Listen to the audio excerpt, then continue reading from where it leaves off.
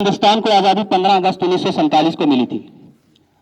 फिर एक और दिन हमारे सामने आ जाता है 26 जनवरी 1950, जिस दिन को हिंदुस्तान का जो कानून है वो लागू हुआ था।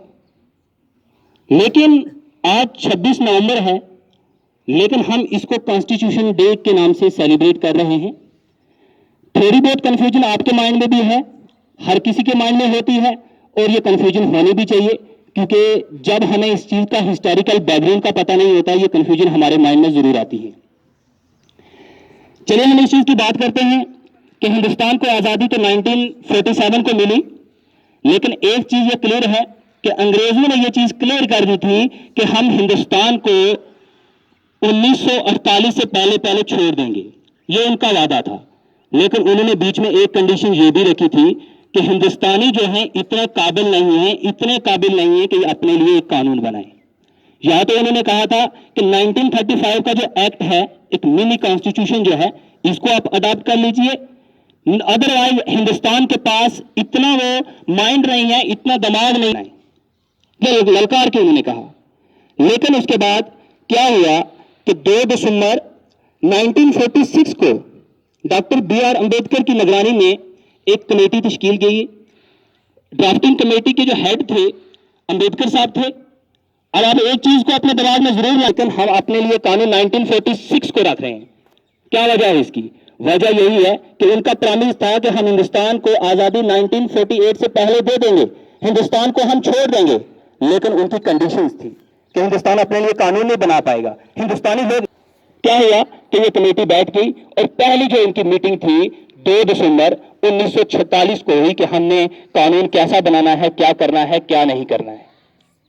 और हमारे इस कानून को बनने में 2 साल 11। अब ये चीज भी है कि 2 नवंबर 1946 को, या फिर आप देख लिए कि इतना अरसा लगने के बाद कानून तो आपका बना, लेकिन आज का जो दिन है 2 नवंबर जो है, 26 नवंबर जो है, इसी दिन कानून लागू हो जाना चाहिए था। लेकिन उसके लिए भी एक रीजन है। अगर हम अपने कानून को देखें तो कानून में एक आर्टिकल आता है, आर्टिकल 396 है, 394 है।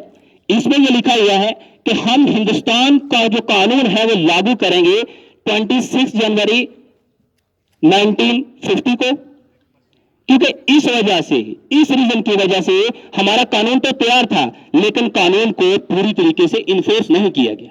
लेकिन यहां पे फिर एक बात आती है, 26 नवंबर 1940, अगर हम 49 की अगर बात करें तो उस वक्त ओनली 16 ऐसे कानून थे, 16 ऐसे आर्टिकल थे जिनको लागू कर दिया गया, जिनकी हमें इमीडिएट जरूरत थी। जैसे हमें इलेक्शन की जरूरत थी, जैसे हमें सिक्योरिटी की जरूरत थी, जैसे हमें सिटीजनशिप की जरूरत थी। जो बेसिक कानून थे, जो इमीडिएट, जो जरूरी जो चीजें थी, उनको हमने लागू उसी दिन कर दिया था, मतलब आज के दिन हमने लागू कर दिया था। लेकिन उसके बाद हमने कहा कि बाकी का जो बचा हुआ कानून है, बाकी के जो बचे हुए आर्टिकल हैं, टोटल हमारे पास उस वक्त जो आर्टिकल थे वो 395 थे, आज हम देखें तो 448 हैं। लेकिन बाकी का जो बचा हुआ कानून था, जिस दिन हम रिपब्लिक डे को सेलिब्रेट करते हैं, तो उस दिन इन्फोर्स हुए। अब एक चीज ये भी आती है कि अगर हिंदुस्तान को आजादी 1947 को मिली तो हमें अगस्त में ही ये करना चाहिए था। लेकिन इसका भी एक रीजन है कि जिस वक्त अंग्रेज जो है हिंदुस्तानियों को तंग कर रहे थे कि आज छोड़ेंगे, हम कल छोड़ेंगे, तो उसके ऊपर हमारे पास एक जो मीटिंग हुई थी, जिसको हम लाहौर सेशन बोलते हैं, लाहौर सेशन के अंदर इस चीज का वादा किया गया, जिसको हम पूर्ण स्वराज के नाम से जानते हैं। वहां पे इस चीज का वादा किया था कि अगर अंग्रेजों ने हिंदुस्तान को नहीं छोड़ा तो हम क्या करेंगे, जनवरी का महीना जो होगा, जनवरी का जो महीना होगा, हर साल क्या करेंगे, इसको कंप्लीट आजादी का साल मनाया करेंगे। ये वादा किसने करवाया था? पंडित जवाहरलाल नेहरू। अब यही एक बेसिक रीजन है जिसकी वजह से हमने 26 जनवरी 1950 को भी अपने इन जो सिनेरी हरीफ में इस दिन को हमने लाया। और उसके बाद एक चीज और भी आती है, ठीक है कानून के अंदर लिखा हुआ था, लेकिन रिपब्लिक डे इसी दिन को क्यों बनाया गया? अब रीजन इसका यही है कि जिस दिन एक रिपब्लिक कंट्री का जो हेड बैठता है, जैसे प्रेसिडेंट ऑफ इंडिया बैठता है, तो उसी दिन के बाद वो कंट्री एक रिपब्लिक कंट्री बनती है, चाहे उसके पास कॉन्स्टिट्यूशन है। लेकिन आपको इस चीज का पता होना चाहिए कि फर्स्ट प्रेसिडेंट ऑफ जो इंडिया है, उसकी जो फर्स्ट सीटिंग थी या पहले दिन जो अपनी कुर्सी पे बैठा, वो था 26 जनवरी 1950। इट्स मीन कि हमारा जो मुल्क है वो एक रिपब्लिक मुल्क कब बना? 26 जनवरी 1950। अब ये बेसिक बेसिक चीजें हैं जिनको जानना हमारे लिए बहुत जरूरी है। उसके बाद अगर हमें देखना हो कि इसके ऊपर कास्ट कितनी लगी, टोटल 64 लाख जो खर्चा है इसके ऊपर आया है। अगर देखा जाए तो हमारा जो कानून है ये हमने खुद नहीं किया हुआ, बनाया हुआ, बल्कि ये कानून जो है बारो किया हुआ है। ऐसी 10 अलग कंट्रीज हैं जिन कंट्रियों से हमने इस कानून को बारो किया हुआ है।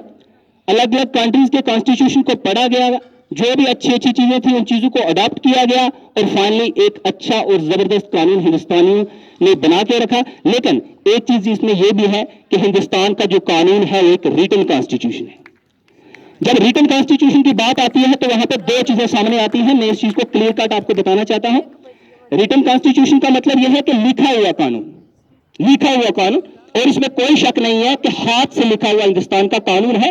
और वो जो दो किताबें हैं, एक हिंदी में है एक इंग्लिश में है, तो अभी भी लाइब्रेरी में वहां पे उन्होंने अच्छे तरीके से रखी हुई है, हाथ से लिखा हुआ है। एक चीज ये है, एक लेमैन की लैंग्वेज में देखा जाए कानून हाथ से लिखा हुआ है, इसका मतलब यह है कि रिटन कॉन्स्टिट्यूशन है। लेकिन इसका जो बेसिक रीजन यही है कि हिंदुस्तान का कानून लिखा हुआ है। पहले कानून को लिखा गया, उसके बाद हिंदुस्तान के ऊपर लागू किया गया। कानून पहले लिखा गया कि हमने ऐसे ऐसे काम करना है, उसी कानून की लाइट में आज पूरे हिंदुस्तान के अंदर जो भी काम हो रहे हैं उस कानून के अंदर मतलब काम हो रहे हैं। अगर हम अनरिटन कॉन्स्टिट्यूशन की बात करें कि कुछ ऐसे कंट्री हैं जिनका कानून अनरिटन है, इसका मतलब ये नहीं कि कानून लिखा हुआ नहीं है, नहीं।